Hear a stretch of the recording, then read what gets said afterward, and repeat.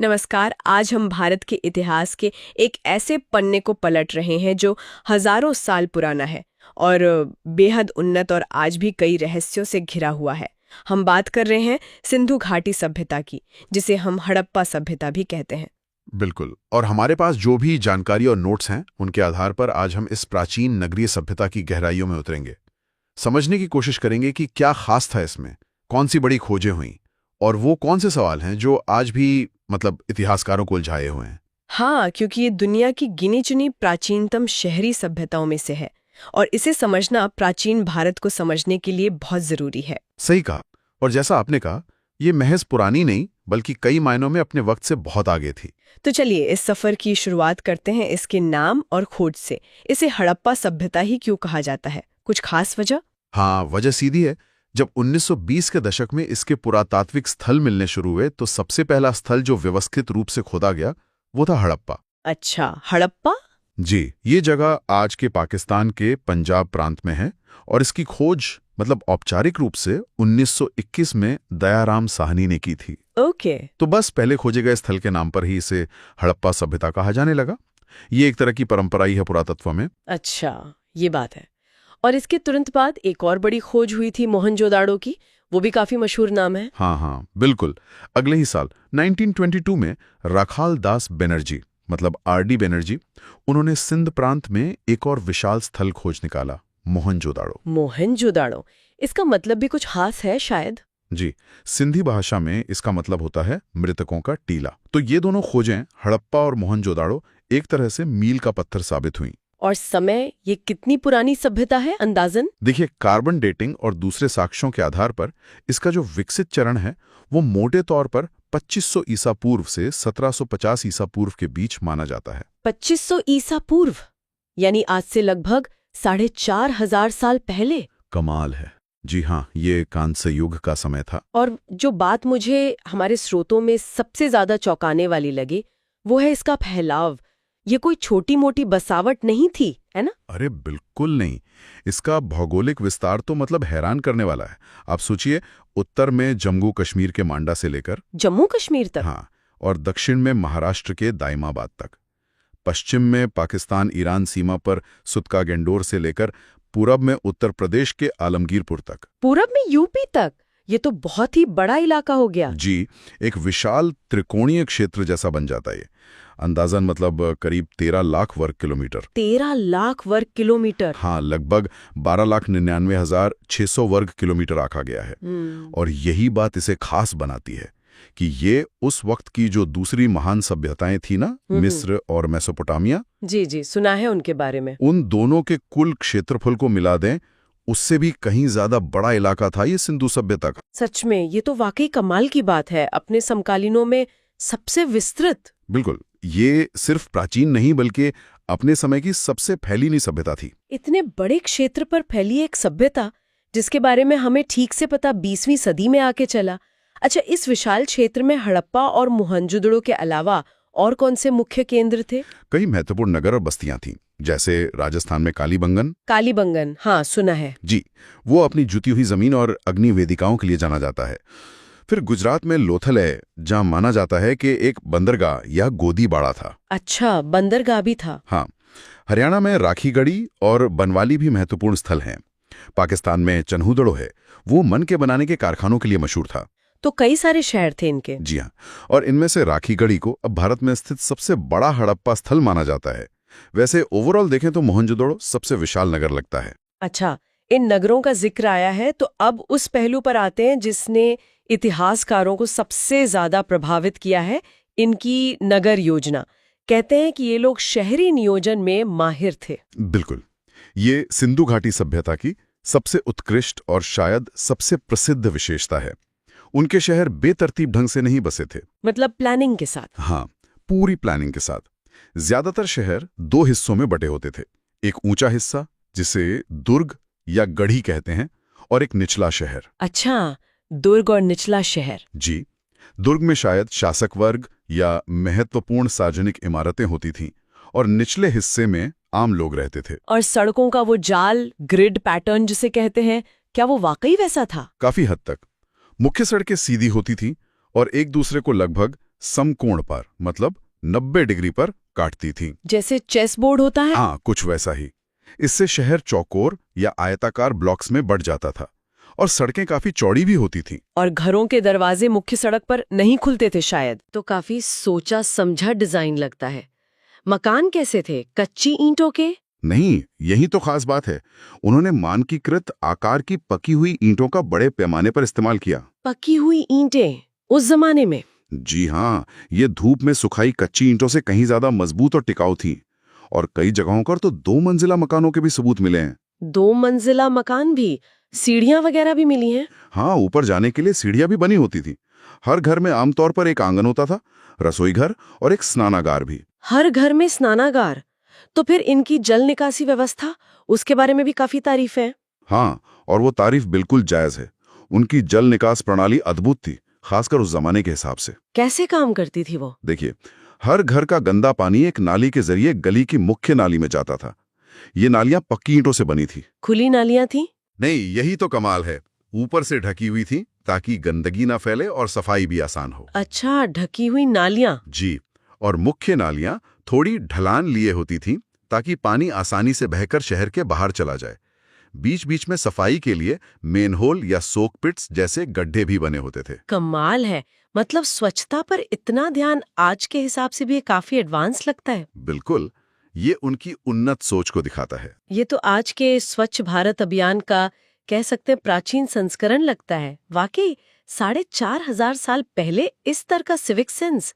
अच्छा, इन सुनियोजित नगरों में कुछ विशेष और बड़ी संरचनाएं भी मिली हैं, है ना? जैसे मोहनजोदड़ो का विशाल स्नानागार। हाँ, मोहनजोदड़ो के दुर्ग वाले हिस्से में मिला ग्रेट बाथ या विशाल स्नानागार एक बहुत ही प्रभावशाली संरचना है। कितना बड़ा है ये? ये करीब 12 मीटर लंबा, 7 मीटर चौड़ा और 2.5 मीटर गहरा एक पक्का जलाशय है। इसमें उतरने के लिए दोनों तरफ सीढ़ियां हैं। पानी कहाँ से आता था? पास में ही कुआं था, शायद इसी से पानी भरा जाता था। और गंदे पानी की निकासी का भी बढ़िया इंतजाम था। इसका इस्तेमाल किस लिए होता होगा, कोई अंदाजा? सटीक उद्देश्य तो देखिए पता नहीं, पर ज्यादातर विद्वान मानते हैं कि इसका इस्तेमाल धार्मिक अनुष्ठानों या खास मौकों पर सामूहिक स्नान के लिए होता होगा। हो सकता है।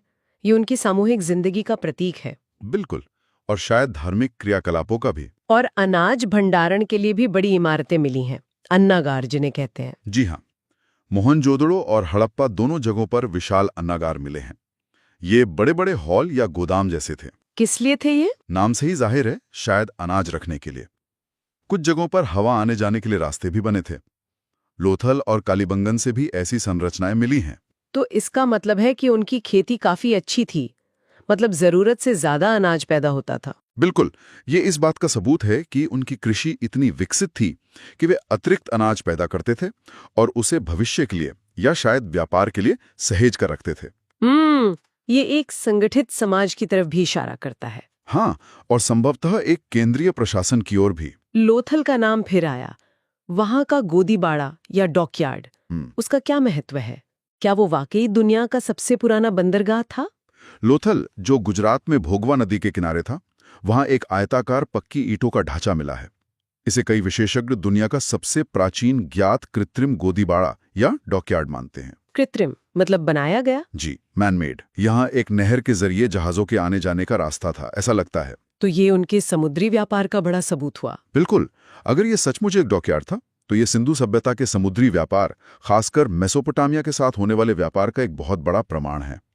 हालांकि कुछ विद्वानों की इस पर अलग राय भी है, पर यह लोथल की एक प्रमुख पहचान है। और लोथल जैसी जगहों पर घरों के अंदर भी और सार्वजनिक स्थानों पर भी ईंटों की बनी कुछ वेदियां मिली हैं।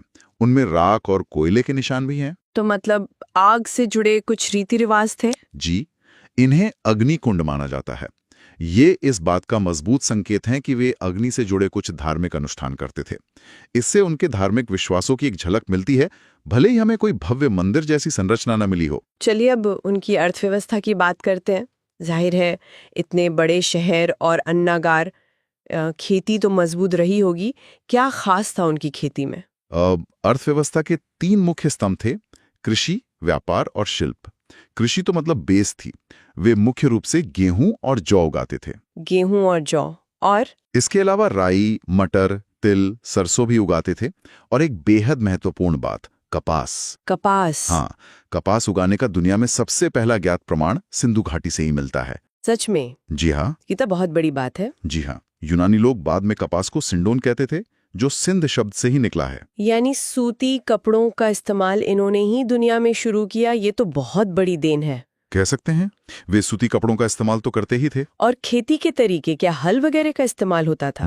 राजस्थान के कालीबंगन में प्राक हड़प्पा ताल की सतह पर हल से जुते हुए खेत के निशान मिले हैं। जुते हुए खेत के निशान? जी, और उसमें 2 तरह की फसलें एक साथ उगाने का पैटर्न दिखता है।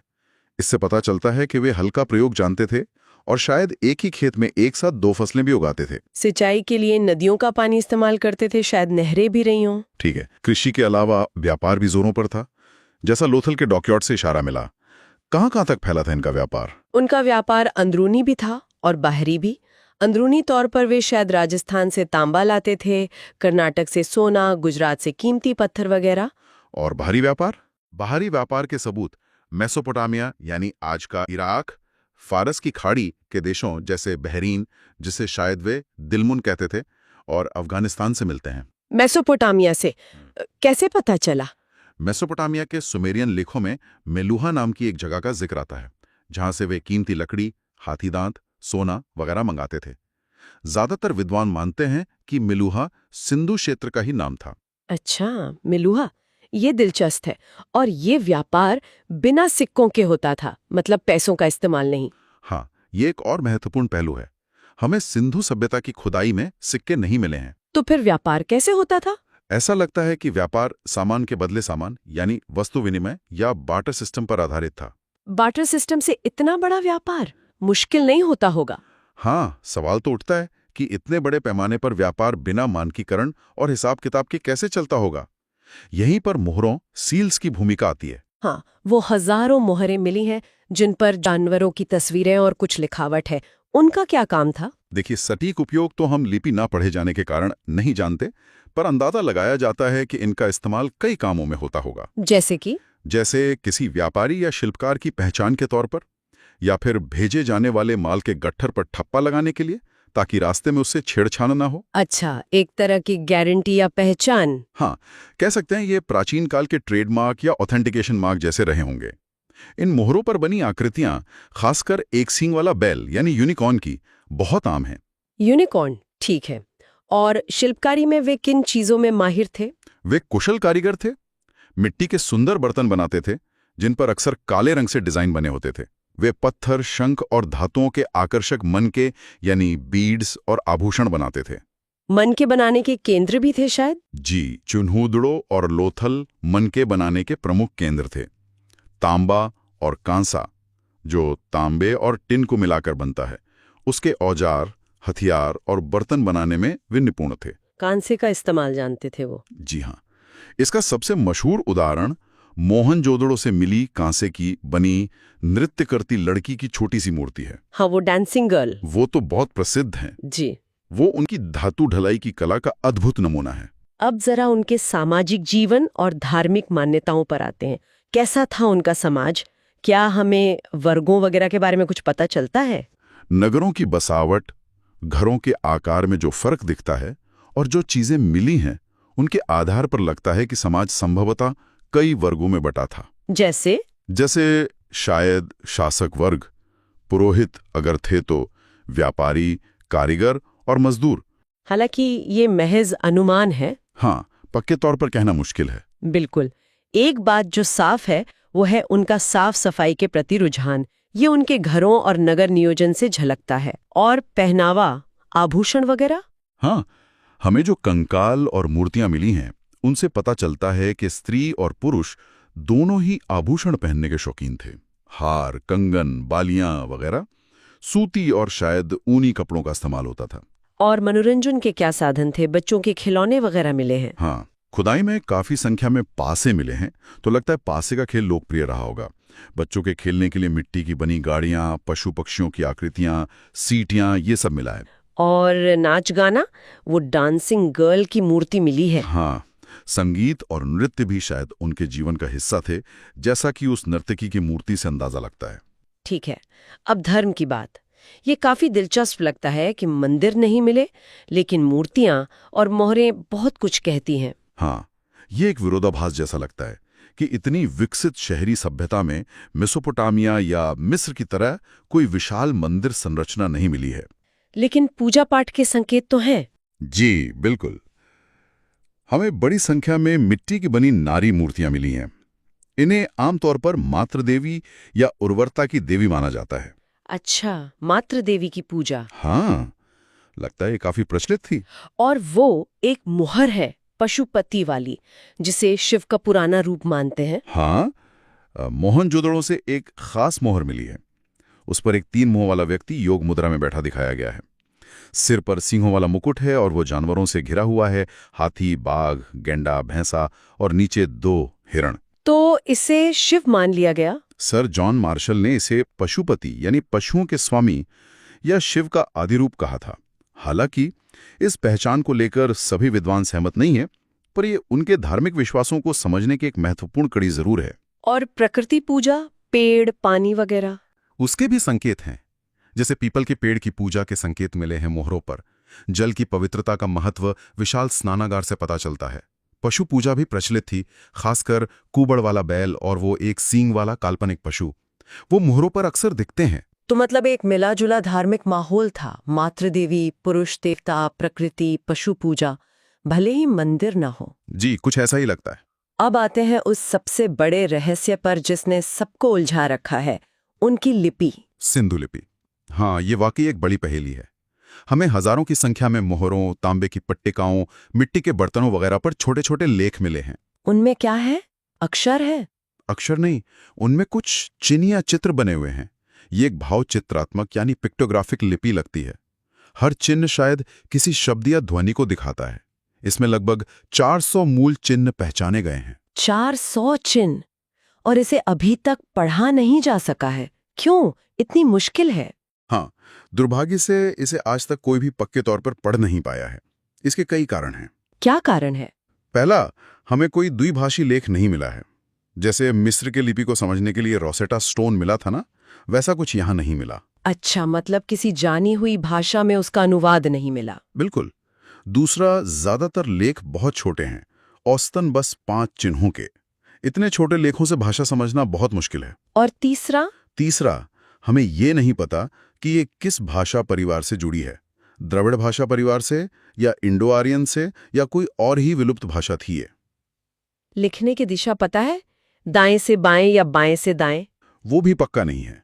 हालांकि ज्यादातर माना जाता है कि ये दाएं से बाएं लिखी जाती थी। ऐसा क्यों मानते हैं? क्योंकि अक्सर दाईं तरफ चिन्ह पास पास होते हैं और बाईं तरफ थोड़ी जगह छूट जाती है, जैसे लिखते हुए अंत में जगह कम पड़ गई हो। ये तो सच में एक रहस्य है। सोचकर ही रोमांच होता है कि अगर ये लिपि पढ़ ली जाए तो क्या कुछ पता चलेगा। हाँ, उनके समाज, शासन, ज्ञान विज्ञान के बारे में कितनी नई जानकारी मिल सकती है। अच्छा, धातुओं की बात करें तो कौन सी मुख्य धातुएं वे इस्तेमाल करते थे? तांबा तो था ही शायद। हाँ, वे तांबे के प्रयोग से अच्छी तरह वाकिफ थे और इसका बड़े पैमाने पर इस्तेमाल करते थे। और कांसा? वे तांबे में टिन मिलाकर कांसा यानी ब्रॉन्ज बनाना भी जानते थे।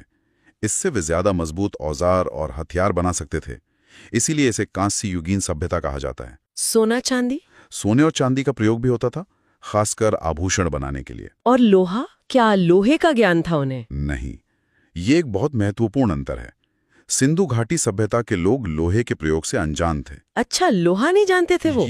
भारत में लोहे का प्रयोग इसके काफी बाद लगभग 1000 ईसा पूर्व के आसपास शुरू हुआ, जिसे हम लौह युग की शुरुआत मानते हैं। यह सिंधु सभ्यता को बाद की सभ्यताओं से अलग करने वाला एक तकनीकी पैमाना है। इतनी शानदार, इतने व्यवस्थित और इतनी फैली हुई सभ्यता आखिर खत्म कैसे हो गई? क्या हुआ था? कोई बाढ़ आई या कोई हमला हुआ?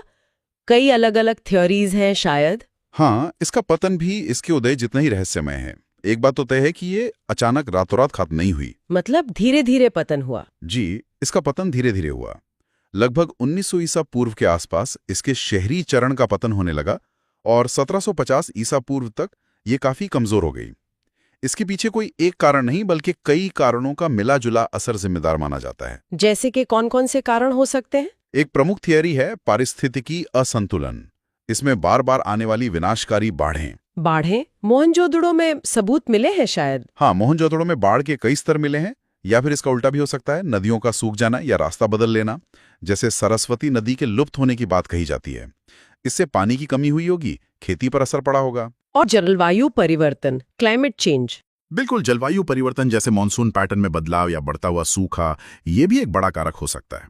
कुछ भूवैज्ञानिक साक्ष्य बड़े भूकंपों या जमीन में उथल पुथल की ओर भी इशारा करते हैं। और वो बाहरी आक्रमण वाली थ्योरी कि आर्यों के हमले से ये सभ्यता नष्ट हुई, ये कितना सच है? ये एक पुराना और काफी विवादास्पद सिद्धांत है। इसे मॉर्टिमर व्हीलर जैसे पुरातत्वविदों ने शुरू में रखा था। उन्होंने क्या सबूत दिए थे? उन्होंने वेदों में इंद्र को पुरंदर यानी किलों को तोड़ने वाला कहा गया है, उसे और मोहनजोदाड़ो में मिले कुछ कंकालों को हमले से जोड़ा था। लेकिन अब इसे नहीं मानते। हाँ, अब ज्यादातर इतिहासकार इस सिद्धांत को स्वीकार नहीं करते, क्योंकि आर्यों के आक्रमण के कोई ठोस पुरातात्विक प्रमाण नहीं मिले हैं। और वो जो कंकाल मिले थे, उनकी संख्या भी बहुत कम है। साथ ही पतन तो पहले ही शुरू हो चुका था। तो और क्या कारण हो सकते हैं? पड़ जाना भी शामिल हो सकता है। तो संभवतः कई प्राकृतिक और इंसानी वजहों ने मिलकर इस महान सभ्यता को धीरे धीरे पतन की ओर धकेल दिया। यानी कोई एक वजह नहीं, बल्कि कई सारी कड़ियां मिलके इस कहानी को पूरा करती हैं। चलिए, अब जाते जाते श्रोताओं के लिए कुछ मुख्य तथ्य फिर से दोहरा देते हैं, जो अक्सर प्रतियोगी परीक्षाओं या सामान्य ज्ञान के लिए उपयोगी होते हैं। जरूर, संक्षेप में याद रखने वाली बातें हैं। पहला खोजा गया स्थल हड़प्पा, खोजकर्ता दयाराम साहनी, 1921। सबसे बड़ा ज्ञात स्थल मोहनजोदड़ो, भारत में सबसे बड़ा हड़प्पा स्थल राखीगढ़ी, हरियाणा में। अच्छा। मुख्य बंदरगाह शहर संभावित लोथल, गुजरात। जुते हुए खेत के साक्ष्य कालीबंगन, राजस्थान से। कपास की खेती का प्राचीनतम प्रमाण सिंधु घाटी सभ्यता। हाँ, ये कपास वाली बात तो बहुत महत्वपूर्ण है। और इनकी प्रमुख विशेषता उन्नत नगर नियोजन और वो कमाल की जल निकासी प्रणाली। लिपि भाव चित्रात्मक, पिक्टोग्राफिक, जो आज तक पढ़ी नहीं गई है लिपि। और ये लोग लोहा नहीं जानते थे। बहुत अच्छे। तो कुल मिलाके सिंधु घाटी सभ्यता अपने समय की एक असाधारण उपलब्धि थी। शहरी नियोजन, स्वच्छता, मानकीकरण, इतना फैला हुआ व्यापार नेटवर्क, एक परिपक्व और सुव्यवस्थित समाज लगता है ये। बिल्कुल, ये हमें मानव सभ्यता के विकास की एक बहुत महत्वपूर्ण कड़ी दिखाती है।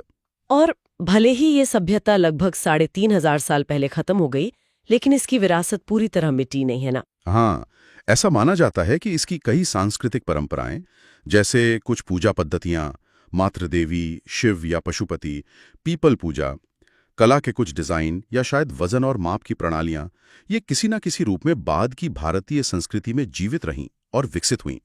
ये हालांकि एक लगातार चलने वाली बहस का विषय है। और अंत में श्रोताओं के लिए एक सवाल छोड़ जाते हैं, जो इस सभ्यता के सबसे बड़े रहस्य से जुड़ा है, इसकी लिपि। जरा सोचिए, अगर कल हम किसी तरह इस लिपि को पढ़ने में सफल हो जाएं, तो हमें उनके समाज के बारे में, उनके राजाओं या शासकों के बारे में, उनके धर्म, उनके ज्ञान या शायद उनके पतन के असली कारणों के बारे में क्या कुछ नया और चौंकाने वाला पता चल सकता है। हाँ, कौन से दरवाजे खुल सकते हैं। और सबसे बड़ा सवाल, इस 4000 साल पुरानी पहेली को सुलझाने की चाबी आखिर क्या हो सकती है? क्या कोई नई खोज, कोई नई तकनीक या कोई नया नजरिया हमें इसके करीब ले जा सकता है? सोचने वाली बात है।